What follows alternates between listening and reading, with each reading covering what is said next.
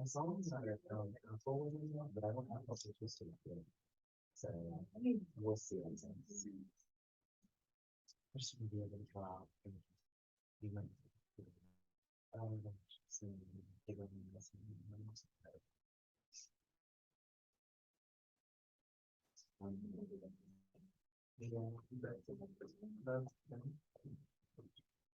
I don't like to say like copies. It's just something for the same thing. You know, it's like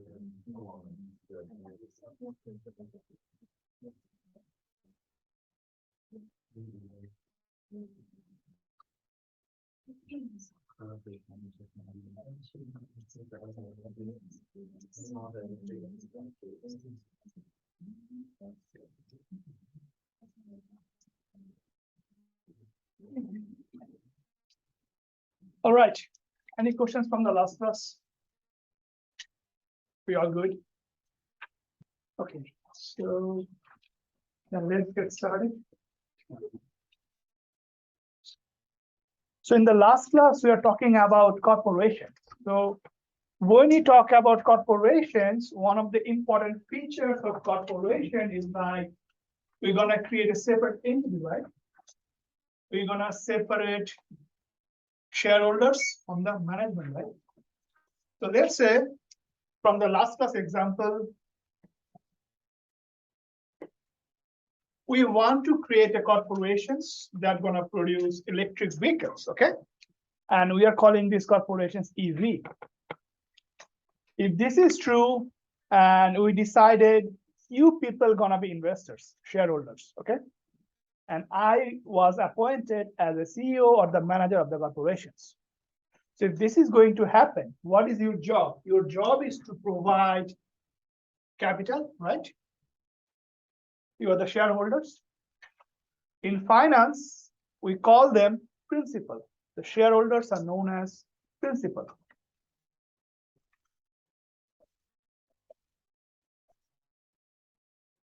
And now, if I'm appointed as a manager, CEO, or to run the business, I will be called as agent.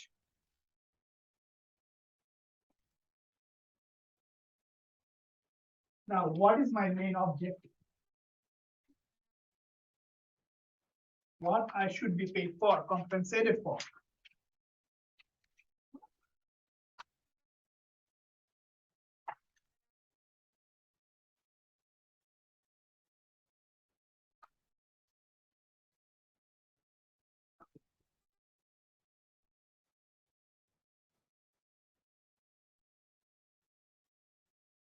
We talked about it in the last class. What is my main objective? What is my, yes? Absolutely, your name? Okay, absolutely. So my job being an agent to increase the shareholders' wealth, principal's wealth, which means raise the stock price. Why is stock moving? Huh. So if we go back to the last class, what is the objective? What is the goal? Raise or maximize shareholders' wealth, right? Or stock price. If I don't do that, if I don't want to do those jobs that are gonna raise your shareholders' value, your wealth, what is going to happen?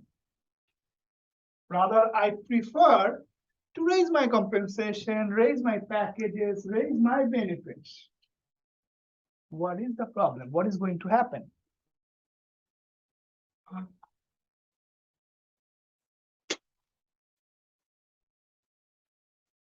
Yes. The shareholders are gonna want to invest somewhere else. Okay, yeah, could be. What else? So basically, when the managers, when the agent don't work for the benefit of shareholders' wealth, there is the conflict.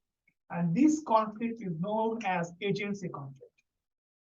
So if the shareholders don't want to If the managers don't want to benefit, the shareholders don't want to raise their stock price, there is a conflict, and the conflict is called agency conflict. So when we create any corporations, when we create an entity, we basically, the investor basically hires some managers who are known as agent. Agent job is to work for the shareholders. And that is called agency relationship. Because their job is to work for the shareholders. If they don't do that, that is called agency conflict. When there is an agency conflict, there are some costs associated with that. When there is an agency problem, there are some costs associated with that. Those costs can be classified as direct cost or indirect cost. Direct costs are those kind of costs. Those are directly related to agency conflict. Let's say, being the CEO, I just bought a luxurious apartment, luxurious vehicles for my own personal use, which I am not supposed to do, right? All of your capital should be used for what? Corporations, taking new projects, right? Rather than using your money, what I'm doing? Buying luxurious products for myself, for my use, for my living. If we do that, that's the agency cost. So if managers did any luxurious expenses for themselves with shareholders' money, there is a direct cost associated agency problem. Because I am not supposed to do that. If I'm buying a luxurious vehicle or apartment with my own money, that's okay. I can do that. But I am not supposed to use your money for my own use. So there is a direct cost associated with the agency problem. There is another direct cost associated with the agency problem, which is like you may not trust me completely. So that's why you recruited a third party, external company to monitor me. So if you do that, you have to pay some fees and charges to the third party for monitoring me, right? So those monitoring fees or cost is also associated with direct agency cost.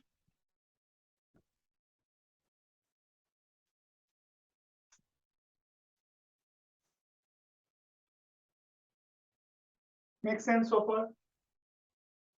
Any questions? Agency problem, agency cost, anything? Direct cost.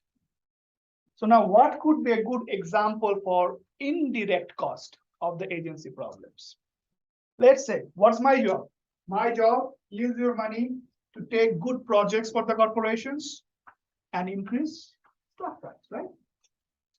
If I don't take good projects, in finance, we call positive NPV projects, which you're going to learn in chapter 3 and 4. What is a positive NPV projects? If I don't take positive NPV projects, rather take some risky projects, which gonna lower your value, wealth, or stock price, that is an indirect cost for agency problem. So in short, if the managers or the agents do not undertake positive NPV projects, that is an indirect cost of the agency problem.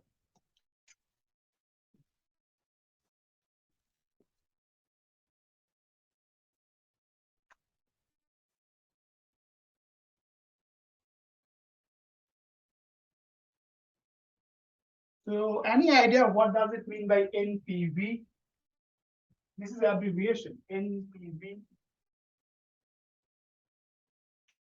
Yes, Matt? Net present value. Absolutely. So we're gonna do those kind of work in chapter 3 and 4, so it should be fine. So right now, just learn, if the managers do not undertake positive NPV projects for the shareholders, rather take some risky projects or negative NPV projects, that is an indirect cost because they are not working for the best interest of the shareholders. Good so far? So other than monitoring the agents, what could be some other steps shareholders can do to minimize agency problems, right? How can they manage, the shareholders manage the managers? There are several ways. One of the most widely used ways is to give them incentives. Give them good compensation package, good salaries, give them incentives. So incentives can be given in several ways. So the shareholders can say, your salary may be tied to company value. If company value goes up, you will get more salaries. That's a kind of way of giving incentives so that now managers are motivated to do good job, good work for the shareholders, right? So that's one way of giving incentives. Another most widely used incentive is called employee stock option.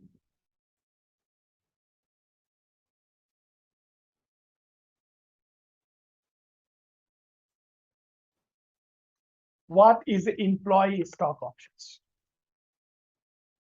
So what is an option?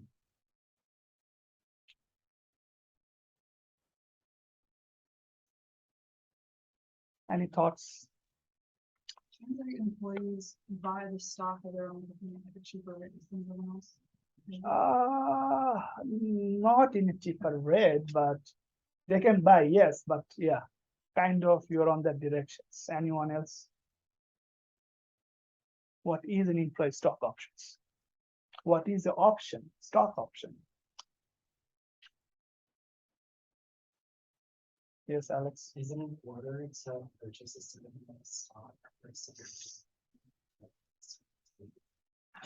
Kind of, but why I should, like you shareholders should give employers their options? Why? We are almost there, but why? If your employee buys stock often they're literally invested in the company and the well-being of the company.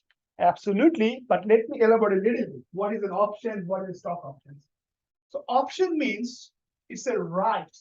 It's a right to purchase or sell an instrument in future. It's a right. It's not an obligation. So let's say I have a right to buy a car in future, but it's not an obligation for me, right? Depending on my other conditions. So option means it's a right to buy or sell a certain instrument in futures. So in general, management or shareholders want to give the managers employee stock options in a way that if the stock price goes up, future, you are supposed to buy that stock in a lower price. So you have to think two different things. Let's say stock price of our company EV is $10 today, right? We are giving the right that you'll be supposed to buy stocks of EV in 6 months or in 12 months at $12. Then being the managers, what should be my incentive? If stock price goes above $12, I can buy it at $12 and I can make profit, right?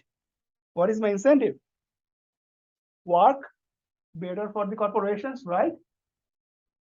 So basically it is designed in a way so that if stock price goes up in futures, employees or the management or CEOs can buy at a cheaper rate, pre-decided rate, and they can make money. So this is kind of giving an incentive so that they can work better for the corporations, maximize the shareholders' wealth. Question so far? Stock options, any kind of incentives? All good? Okay. There are another way to manage your management that is called corporate control. So what is a corporate control? So corporate control is nothing but when some other parties, like some third parties, came in and discipline your management. Let's say for these corporations, there are 5 or 10 different analysts following the corporations. They're doing regular meeting with the managements, forecasting the earnings, following the corporations. That means being the managers, I have to disclose what I'm going to do, right? Let's say for this corporation, there are some institutional investors. I have regular meeting with them to make sure what I'm doing, right? So there are more disclosure. So this control is basically for what? There are some external parties who are following my corporations, and I have to be accountable to themselves, right? This is corporate controls. There are another way that corporate control can happen is like, if I'm not doing well, stock price goes down, some other companies acquire me. So did you guys know the story of Elon Musk acquired Twitter? And what he did after that? Lost billions of dollars. What else he did with the management of the Twitter, Fired some people. including? CEO. Absolutely. So if I'm not doing well for the corporation, someone acquired me and kicked me out on the next day, what's going to happen with me? I'm losing my job, right? So this is kind of corporate control, and that can also manage the managers. Any questions? Incentives, how to manage managers? You all good? Okay. Now let's talk about a little bit how corporate finance is really managed, how the big picture in the corporate finance is. So if we go back in the last class, we talked about 3 different activities, right? Capital budgeting, capital structure, working capital management, right? And we talked about, we have to think about investment decisions. We're gonna need the money for that investment, right? And then we have to manage the corporations. So basically the corporate finance or initiating a corporation, everything, it starts with these steps. Firms issue securities because they need money, right? Where they issue securities? They issue securities in financial markets.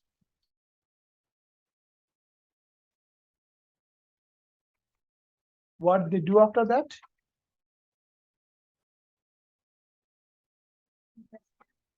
Investment habits. So they can decide to invest in current or fixed assets. We're going to talk shortly like how to choose current versus fixed, right? You can invest in current versus fixed assets. Over the year, what's going to happen? Business will generate cash flow, right? What the corporations will do with that cash flow?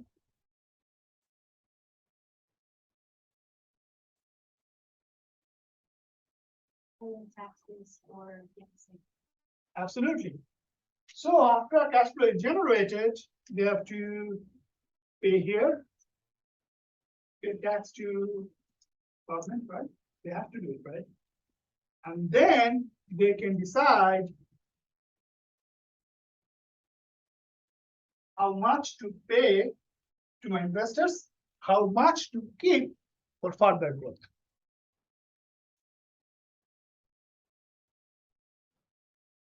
They reinvest new capital, existing capital, keep creating new cash flows. From that cash flow, keep paying the government each year, and then again decide how much to pay my investors, how much to keep for further growth. And this is how the entire corporations work year over year.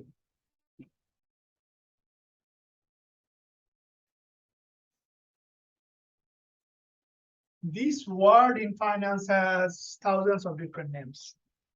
Sometimes people call them securities, sometimes people call them instruments, people call them asset class. Don't just get confused, okay? Same thing. If you talk about stocks, bonds, securities, instruments, different asset class, so many different names. So now, over the year, when corporations generate net income after paying tax to the government, what the corporations can do? The corporations can decide, I'm gonna pay some dividend, or I'm gonna retain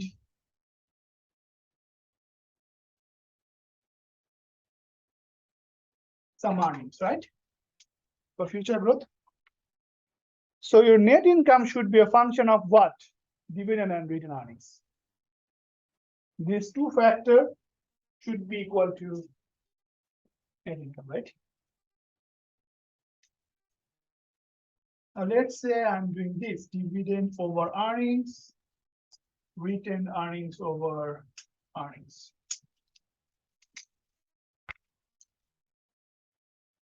Can I do that?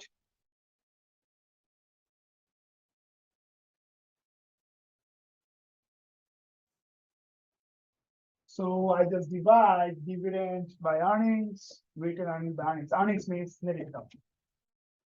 If I do that, this function should be equal to 1 or 100%.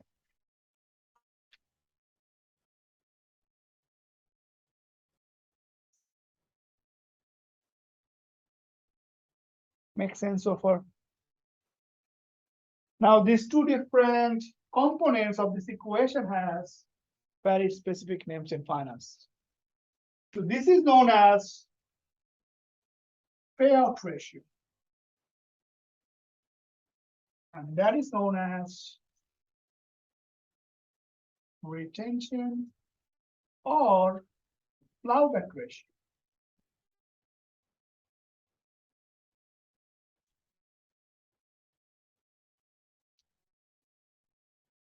What is the percentage of your income is paid as dividend? Excuse me, is known as payout ratio. What is the percentage of your income is kept within the firm is known as retention or plowback ratio. And the sum of payout ratio and retention ratio should be equal to 1 or 100%, right? So any questions so far? How corporate finance works?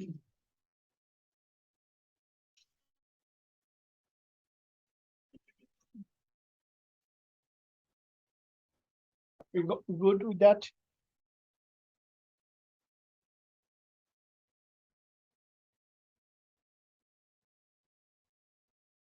So now let's talk about a little bit about financial market.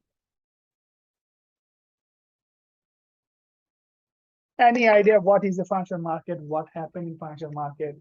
What could be some types of financial market?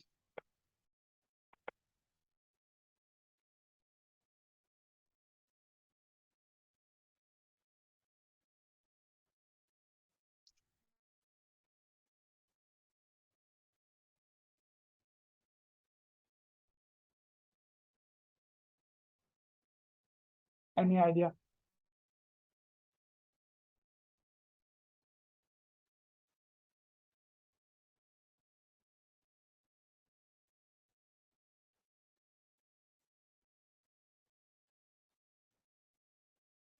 Yes, Alex. What in financial market, we like the Dow Jones or no? Okay. Do you think Dow Jones is the financial market? Dow Jones is the index that can represent the market value or market growth. That's not a financial market, it's an index.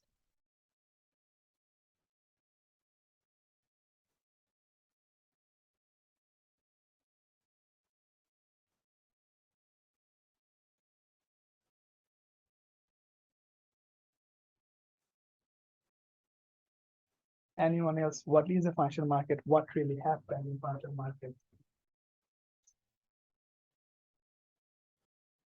Yes. Is it the stock market? Or is it- Yeah, stock market is a financial market, absolutely. But what happens in stock market? What do you do in stock market? buying and selling stock? Transactions happen in financial markets, right?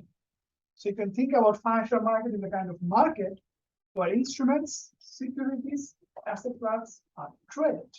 Simple.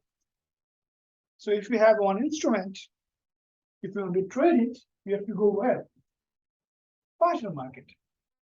Make sense? So financial market can be classified into broadly two different types. Primary, secondary.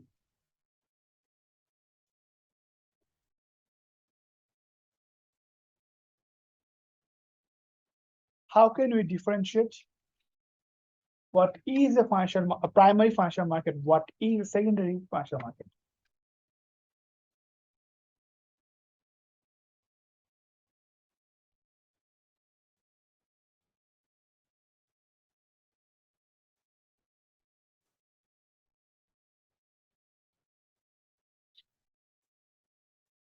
So let's say which corporations we just created yesterday? EV, right? We need money, right? So if we need money, where we should go to get the money? How can you get the money? Who will give us the money? Investors, right? So investors are giving money to whom? The corporations, right? So basically, when the transaction is happened between investor and the real user of the fund. User of the fund means being a corporations getting the fund using to buy land, plant, equipment, other asset, right? He's literally using the money, right? When the transaction is happening between investor and the real user of the fund, this is a primary market transaction. That being said, if firm is issuing securities to raise some capital for the use of buying different assets to generate business, that is a primary market transaction. So if the transaction is between user of fund and investor, that is the primary market transaction. So you have to think about what are the two participants or two hands for the transaction. If one of the hand is the user of the fund, no doubt primary market transaction. Now you invested in EV, right? You have some stocks, right? You want to liquidate. You don't want to hold the stocks of EV anymore. What you should do?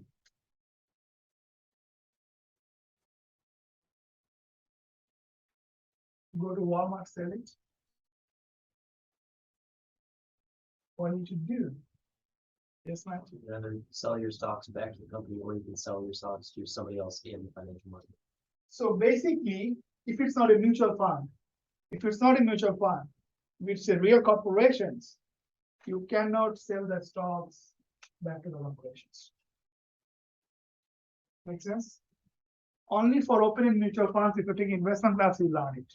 Only for open-end mutual funds, you can sell it back to the company. But if it's a real corporation, let's say Apple, Tesla, Microsoft, IBM, Walmart, you cannot sell it back to the corporations. Whom should you sell to? Second options. You can go to financial markets, sell it to other investors. Right? So now we have to think about when the transaction is happening between two different investors, that is a secondary market transaction. So let's say Matt is trading with maybe with Gary, two different people. You are not the user of fund, right? You are not the user of fund because you are not investing for the corporations. You are just changing hands for liquidity. When it is going on, that is a secondary market transaction. So the secondary market transaction is basically between investors and investors. And the purpose is mainly, I don't want to hold this stock anymore, or I need liquidity. I just want some cash rather than stock. So it's very easy to decide, is it a primary market transaction or secondary market transaction? What do you have to do? You have to think about who are the participants. If you find this guy, primary market. If not, secondary market. So what are some good examples of primary market transaction?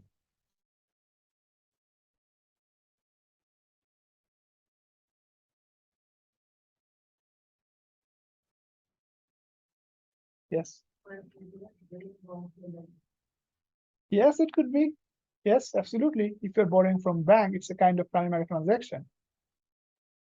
Anything else?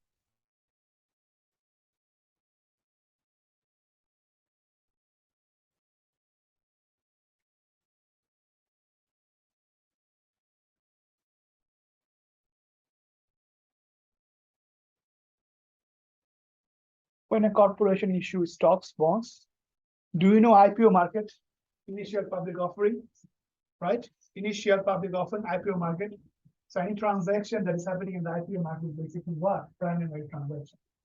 When the corporations issue, reissue stocks, bonds, what they're doing?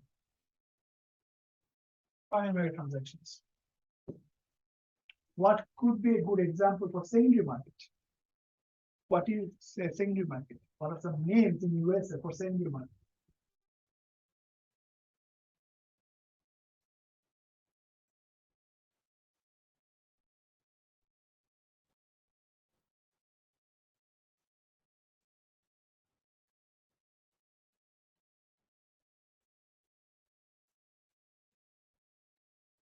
Anyone trades stocks, bonds, options? No. No one trades. You trade. Okay, so what could be a good example? Where do you go to trade? I actually have I hired someone from the bank to help manage my finances. Okay, And so I essentially say, here's my money, you do your thing, invest it, and then show me my financial statements ever so often, every quarter. you're taking principal of finance class. You should do it for yourself. Going forward, you should manage your own money. It's not about you're making rich. It's also about you're learning so many different things that you just read in your textbook, to be honest. At least put aside $100. Okay, create an account in like broker app. Manage your $100. You learn so many different things. You learn so many things going on in the market, which we are reading in books only.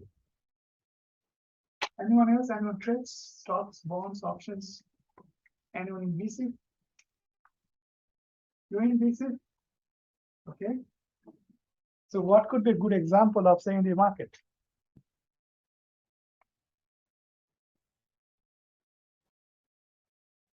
I'm sure that if we want to sell stuff, what we do is just give it back to the corporation, or we sell it to somebody else. You definitely sell it somebody else, because right now you want to sell something which I'm taking care of. So you're definitely selling somebody else, not back the corporations. Like one of the investing apps like Robinhood, if I just sold my stock on that, would that be a secondary? There's definitely a secondary market transactions. Your broker is basically doing it for you, absolutely. But the markets are, do we know NYSE? The New York Stock Exchange. That's the secondary market. Do we know NASDAQ? That's the secondary market. All those transactions are happening on the secondary market that you're placing through your Robinhood app. Your broker is basically in the middle to create it for you and just to gain some brokerage commissions. That's it. So NYSE, NASDAQ, all those are secondary markets. Now, transaction in the secondary market could be by auction, could be by dealer. So basically, auction means a lot of people bidding for the same instruments, same securities at the same time, and trying to finalize what should be the final transaction price. Okay. Dealer means middle investors cannot trade there. A lot of licensed agents or dealers are there. They basically trade among themselves. NYEC is a kind of market that's basically an auction market. NASDAQ is a kind of market that's basically a dealer-driven market. But both are secondary market. If investors want to change hands, they have to go to a secondary market and liquidate their position. Question so far? Now the instruments the investors are investing, like the asset class the investors are investing, could be listed on the secondary market, could not be listed on the secondary market. If it is not listed on the secondary market, it's really, really tough to change hands because it's really tough to find other investors to make the transactions. Sometimes instruments are in between, not listed in the secondary market, even not unlisted. So those are called over-the-counter securities. So these are some securities, they are like small in size and they do not meet the requirements to be listed in any of these exchanges. To be listed in any of the exchanges for secondary market transactions, corporations need to meet some requirements. Maybe they have to be profitable for the last 5 years. Maybe they have to be that size. They have to meet some requirements. If they don't meet, they could be traded as over-the-counter securities or OTC securities. Okay, so instrument could be different types: listed, unlisted, OTC, and depending on that, you have to transact. Question so far? All good? So I believe we are done. Yes, we are done of chapter 1. And we are moving to, let's say,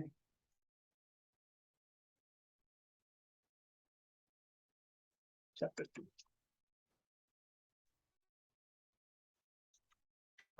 So in chapter 2, we basically gonna learn different statements, functional statements. So is there anyone who took accounting classes before? So what are some names of functional statements, like what we do? If you want to, yes, Emily. Names of financial statements, like income statement, statement of cash flows, balance sheet. Absolutely. So basically, there are 3 different types of financial statements we prepare to show the financial condition of the corporations, how they are doing. So in chapter 2, we basically talk about financial statements. So today we're going to talk about mainly balance sheet.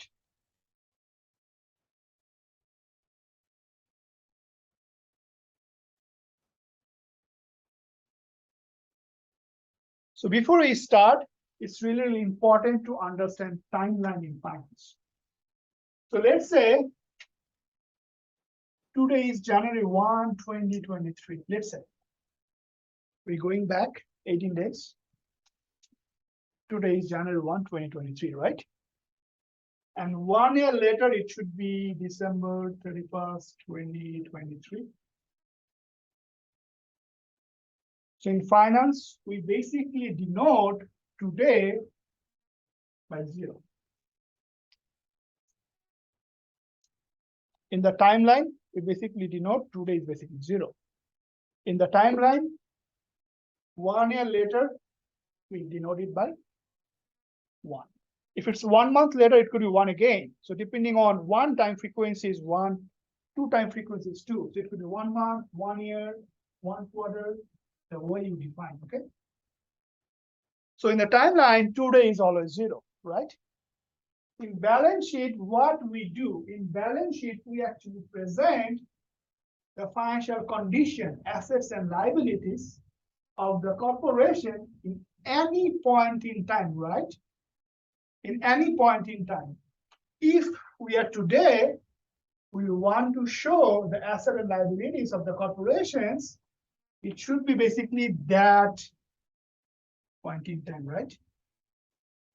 If you want to show the asset and liabilities on that point of time only, right? To read the definition, It's a snapshot of the firm's asset and liabilities at any given point in time. What this statement shows, this statement basically shows this important relationship.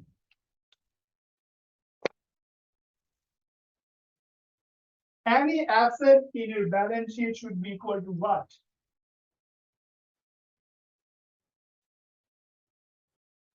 Either your own invested capital, equity capital, your own wealth, or the borrowing you did to buy the asset, right? All the assets in the balance sheet should equal to if you borrow and your invested capital. It has to match. If not, then there is a problem. How balance sheets are presented? If you look carefully, on the left side, we present all asset classification. On the right side, we present all liabilities and shareholders' equity. The very important characteristics of preparing a balance sheet is, if you are listing your asset, it should be presented in the order of liquidity. Most liquid assets on top, least liquid asset on bottom. Current assets are most liquid, they should be on top. Fixed assets are less liquid, they should be on bottom. So in the fixed asset, it could be tangible, it could be intangible. Any idea the difference between tangible and intangible assets?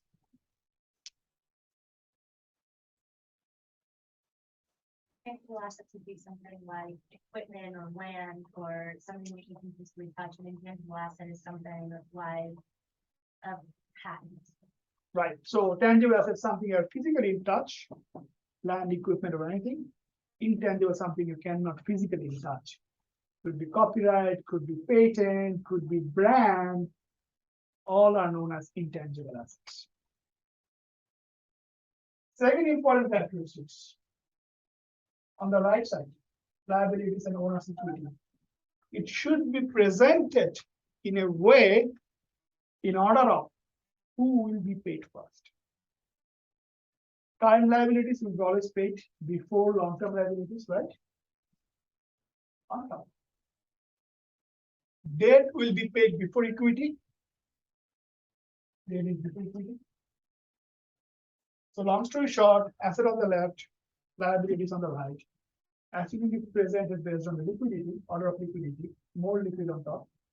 Liabilities will be presented based on who will be paid first. Make sense? And do we know what is that? Working capital or net working capital. So this is the difference between current asset and current liabilities, right?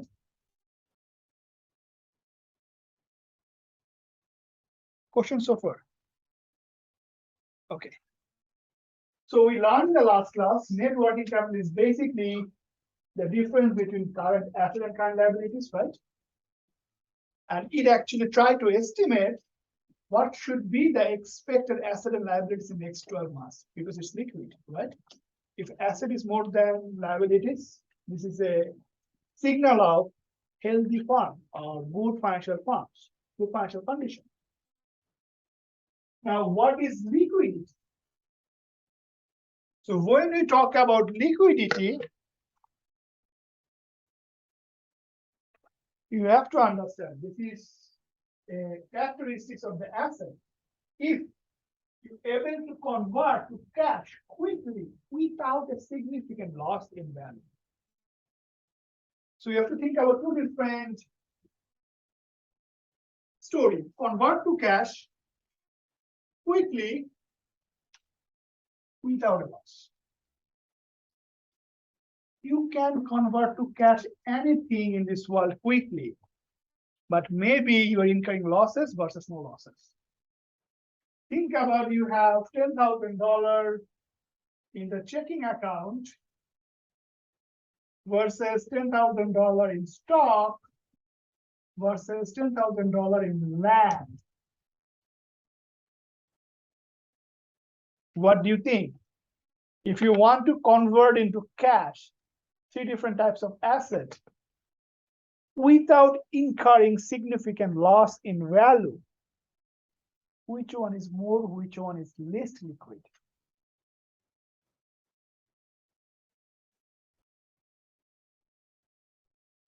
Yes, Checking is the most liquid. Yes. yes, your name? Agent. Okay. So it's basically if you go to the bank, write a check, they will give you a check, the $10,000, right? Are you gonna losing anything? Definitely no, right? For the stocks, depending on the stocks you bought, depending on the liquidity, you may lose a little bit, right? If you want to trade $10,000 right now on the market, you may lose a little bit, right? On the land, you have to be careful. On the land, if you want to convert it cash quickly, you can do it by giving 50% discount. But you're losing what? 50% of your value, right? If you really don't want to lose anything, it may take some time to sell your land, right? Need to wait a couple of weeks, month. So when you talk about liquidity, 2 characteristics: how quick we can convert to cash. Second one, we don't want to incur any significant loss. If we can be successful in both of these terms, that's a liquid asset. If not, that's not a liquid asset. Make sense? So if the firm has better liquidity, it will not suffer financial distress. If firm has better liquidity, that means it can pay all of their liabilities in the short run, right? So it should not occur what? Financial distress. But the problem is, if you get the money from the shareholders and hold it in terms of checking account, you are not generating any return, right? You have to invest in land, plant, equipment, to do business, to manufacture cars, right? For example. So the problem is, if you hold it in liquid assets, you're better in terms of distress, but your liquid assets will not generate the return you need for the shareholders. How can you generate return? You have to invest in fixed assets. And there is always a trade-off. Depending on the nature of your business, you have to decide what is the optimum point, 10 to 90, 20 to 80, 30 to 70. The ratio I should use to hold liquid assets and fixed assets. It's totally dependent on the nature of the business. But there is always a trade-off between liquid and fixed assets because you have to generate the return and also maintain the liquidity of your corporations. Good so far? This is typically a balance sheet should look like. So starting from here, current assets. We all know what is a cash is, right?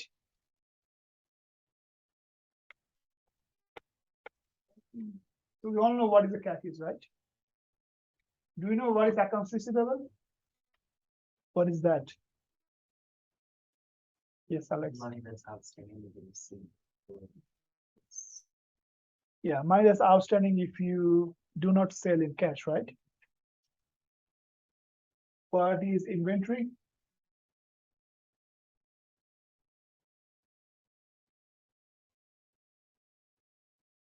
Yes. Products to be sold, and stored in the house. Yeah, products that's gonna be sold or that is in process to be manufactured, right? All of you materials, finished product, everything, right? What is net plant and equipment? That's the value of your equipment and stuff that's used to manufacture. Right. What is accounts payable? That's the outstanding credit that you have and owe someone else. You owe someone else, right? So if you buy your inventory or anything and did not pay the money, that's something you owe, right? What is notes payable? I don't know what. Okay, what is the difference between notes payable and accounts payable?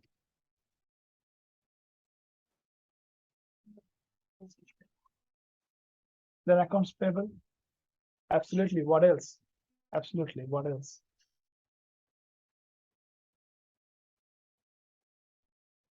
There's another important distinctions. Or a rate on it. Absolutely, your accounts payable do not carry any interest. And your notes payable should carry at least a little bit of interest. So the difference are notes payable longer in term, and that should carry little bit interest. It's more like a borrowing, short-term borrowing. What is long-term debt?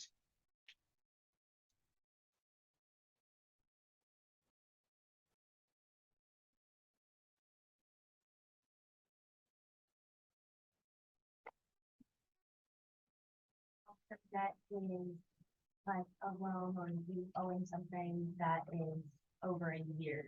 More than a year, absolutely. So if you borrow in terms of bank loans, bonds to run your business, and it has more than a year of maturity, you are paying interest, that is a long-term debt. What is common stock and paid in surplus? Two names there. Common stock and paid in surplus.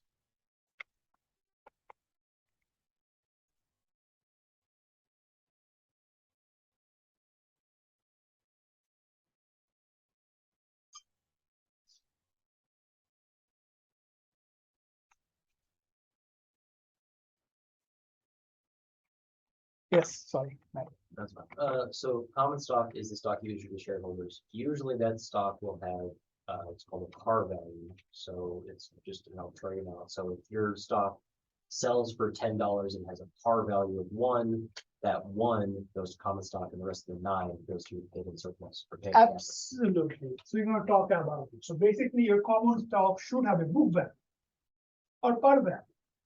So when any corporations issue instrument in the primary market, okay, primary market, IPO market, they can issue at the par value. For his example, they can issue at 1, okay. On that case, that is only common stock. They can issue more than the par value, right? Anything that is more than the par value is known as paid in surplus or share premium. Some corporations in balance sheets tend to show differently two different line items, common stock, paid in surplus differently, some just combine. But they're two different things, two different characteristics. Anything up to par value is common stock, anything above that is paid in surplus or share premium. So you already talked about retained earnings, right? It's all about coming from your past income that you did not pay as a dividend, rather kept within the firm for further. So now, from this example, 2017 value, 2018 value, 17-18 value, calculate working capital and tell me if you find any changes from year to year, what is the reason for changes? Okay? Use these values and calculate the working capital and explain me if you find any changes.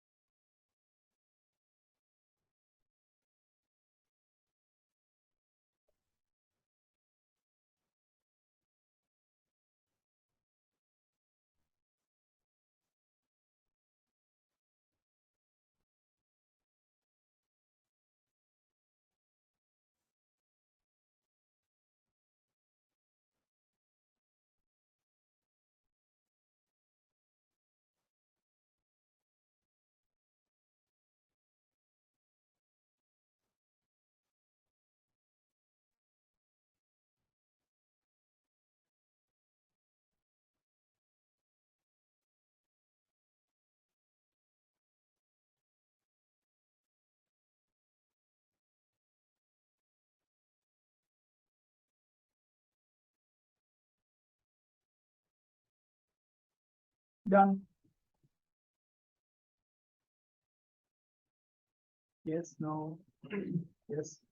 How much you got for 2017?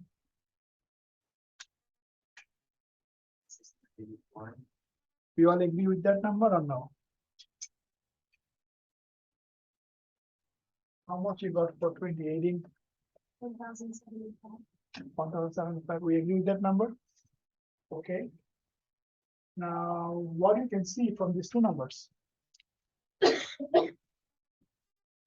Yes, Alex. Working capital increased by $391. And what could be the reasons? Year's current liabilities went down. Okay. Any other reason? Okay, what are the factors in the current asset that increased more?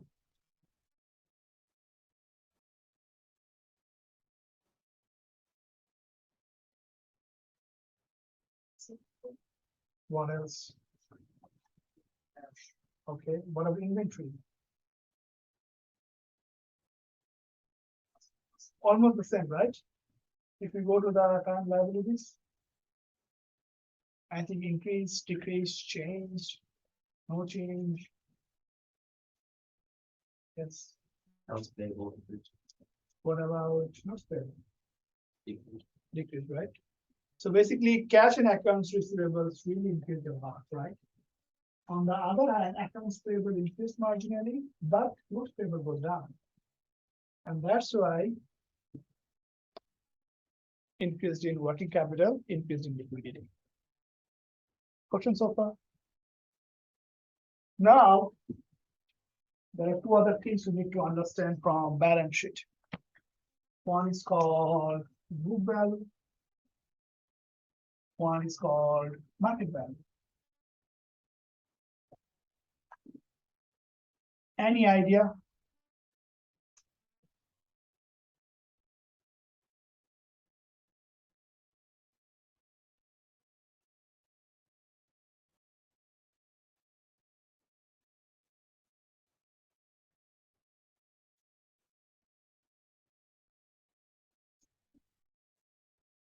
Values will be right down on the balance sheet, whereas market values where we can actually buy or sell assets, liabilities. Absolutely. So book value is basically what is net of cost. So net of cost means if you bought an asset $100 last year, but it depreciated $10 this year, that means net of cost is $90, right? So book value is basically net of cost. Anything that is presented in the balance sheet is basically book value. Net of cost. Did you see that? Net plant and equipment. This is basically the cost of plant and equipment after deducting the depreciation. Anything, balance sheet, book value. Now, what is the market value? So market value is all about if you want to sell it today, how much you buyer want to pay it. That is the market value. Let's say we all have laptops, right?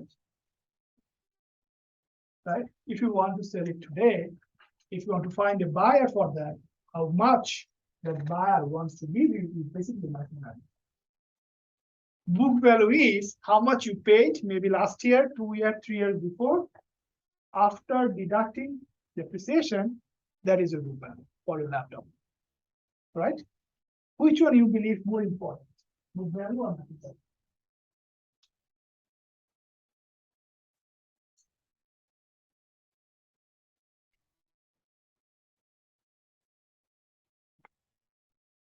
Which one you think more important? Market. Why? Because the reality is that that's the actual real price that you can buy and sell it at, whereas the balance sheet's probably more for cataloging what your costs were. Okay, anyone else?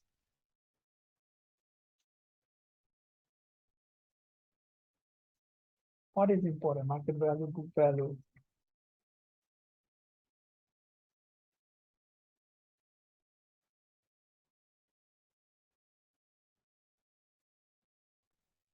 if say you value something and net cost, it's valued at like $200, but the market will only buy it for 100. That's all you can get. You may value it as more, but that's what's worth. In finance, market value is always important. Because in finance, we like cash flow more than profit. And that's why we wanted to know, if we want to make the transaction today, how much will we use it? In finance, market value is really, really important in book value. But that actually tell you what really worth is, right? But if you want to make statements, then you need book value, right? So do you think book value and market value should always be equal? Or should not be equal?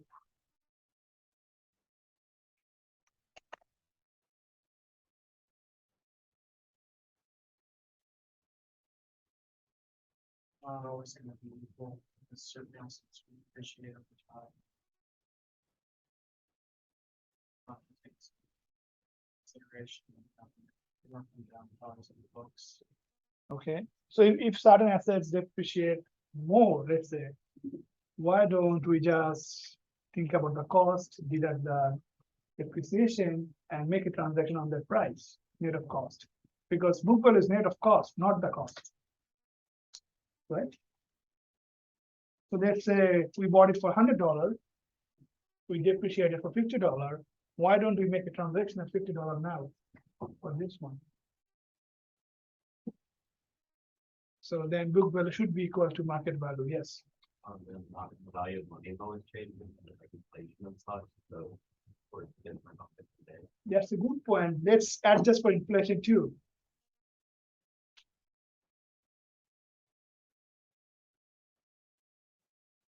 Adjust for inflation too, then do you still think book value should be equal to market value after adjusting for inflation? But if that's not what you paid for it, then you can't afford that. Yeah, I know. Let's say inflation Okay, is so it zero. would be the market value that Yeah. would change. Yeah. So let's say inflation is zero, let's say. You still think market value should be equal to book value? Something is in high demand, the market value will be higher. So that's the thing. Book value will be different for market value depending on what is the utility on the buyer side, what buyer thinks about these assets. Let's say if you really value Tesla, do you know how much the real value should be in terms of book value? Do you think it's still worth $130? No. But why Tesla is trading so high? Because investors believe going forward in 5, 10, 20 years, we have to rely on electric vehicle. We have to rely on electricity as a source of energy, not fuel, not something else, right? Not crude oil, right? So that's why they're giving more weight on the value of electric vehicle corporations. If you value electric vehicle corporations without considering those growth opportunities, they should be 10, 20 times lower than what they're trading today. But going forward, maybe in 5 years, 10 years, 20 years, we should not have that much of stock of crude oil so that we can go to the gas station and pump our car. We'll need more of electric vehicles, and that's belief among the investors is putting more weight on the market value for those corporations. So that's the main thing. Make sense? Questions so far? And book value and market value definitely can differ. Definitely can differ.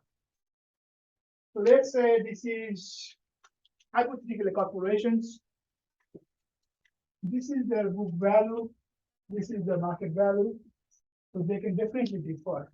They can be more, they can be less, they can be equal to, depending on what investors believe in the utility of that asset. Now, one more thing you need to know is when you talk about debt, this is basically a fixed claim. When you talk about equity, This is basically a ownership claim.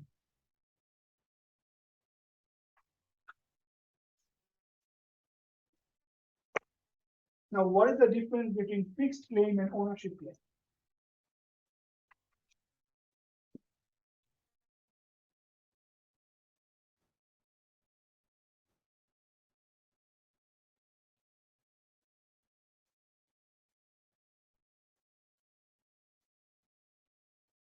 Yes, Emily. So with the fixed claim, especially being long-term debt, that's something that you can physically see.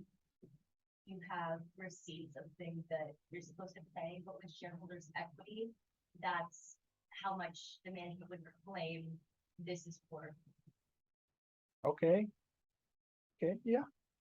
Anyone else want to add something on that?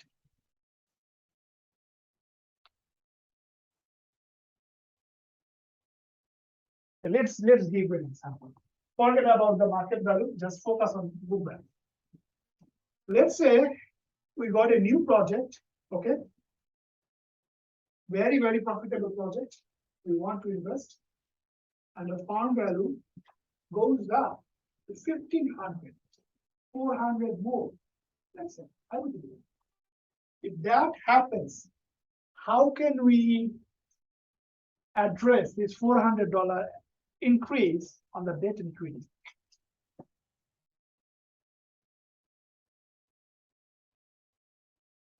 Think about book value on it. Let's say it used to be $1,100 farm.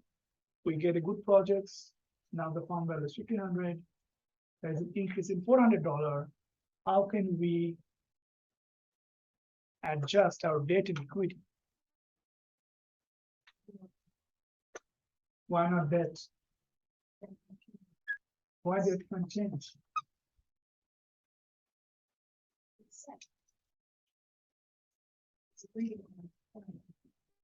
Equity is not agreed upon beforehand.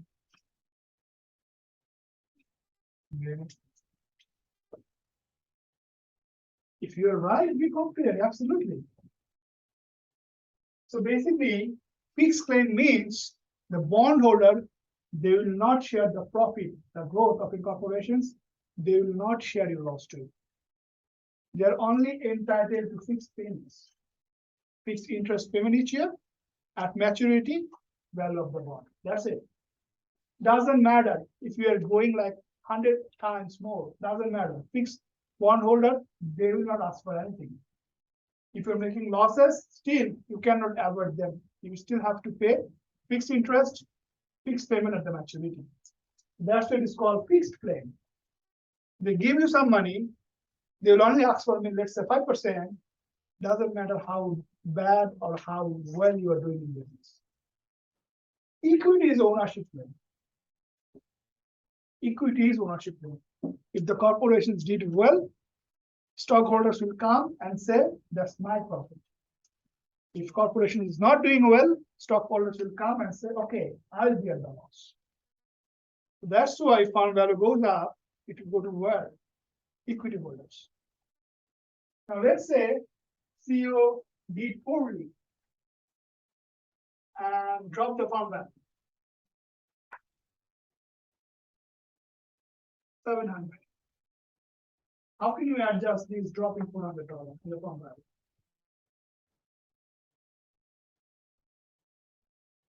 For the debt and equity, how can you adjust?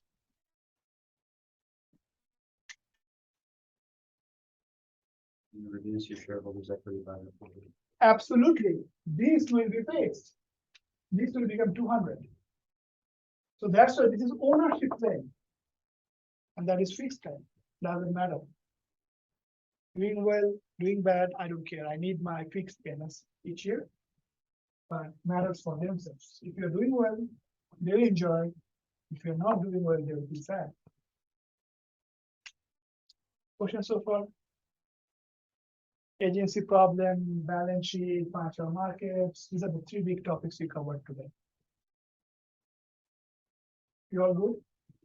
And that's all for today. Next Tuesday, we're going to talk about remaining chapter.